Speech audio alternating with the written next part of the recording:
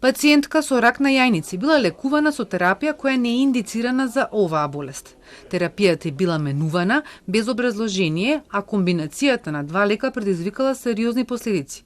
Ова е една од вкупно 51 пациент на клиниката за онкологија, чија историја на лекување ги анализирала вештакот од Словенија, доктор Маја Равник, од клиничкиот центар и од медицинскиот факултет во Марибор.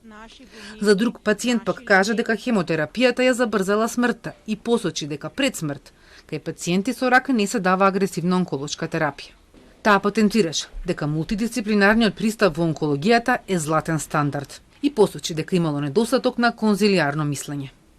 Од 51 историја, само во еден случај имаше запис од мултидисциплинарен конзилиум. Се гледа дека промените во лекувањето не биле совесно бележани и многу пати се правени без какво било објаснување.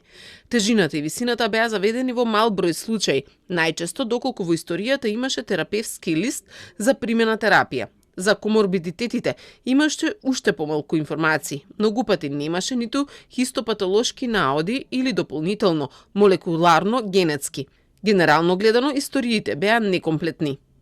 Во голем број наоди било забележено дека пациентите добиваат лек, но не и какви потешкоти имаат, без анамнеза и без клинички преглед, рече вештакот.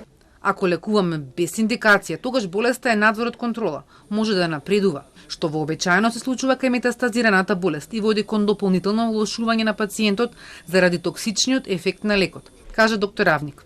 Според одбраната на Васев, стрикното држање до книгите и стандардите, како што говореше вештакот, е невозможно. Никој не смее на докторот да му забележи зошто таква одлука донел, ако нема личен увид во пациентот. А ние зборуваме за пациенти кои што одамна починале. Доктор Васев има посебна интервју што гласи: во онкологијата не постои синтагма ти си готов.